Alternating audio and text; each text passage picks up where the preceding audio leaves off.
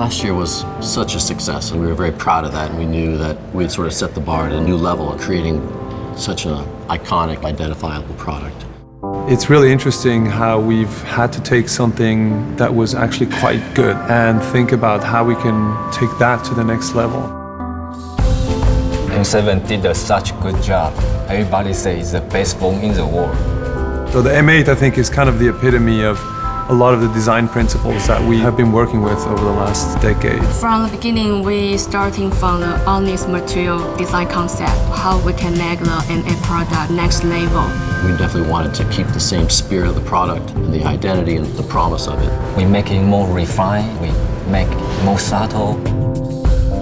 It's easy to draw a beautiful picture and create a challenge, and it's a whole other thing to actually achieve it.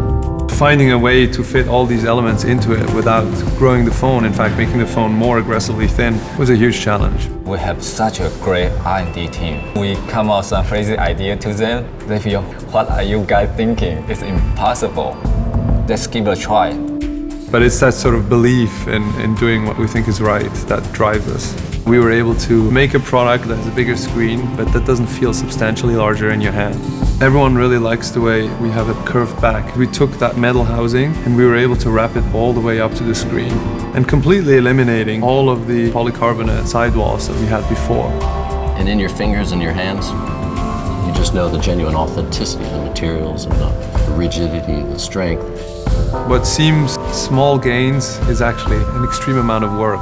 When it comes into the corners and how that finishes with just perfect detail, and it looks easy, that's where the magic is. When you hold the phone in your hand, you don't feel any hard edge anymore. It's just amazing.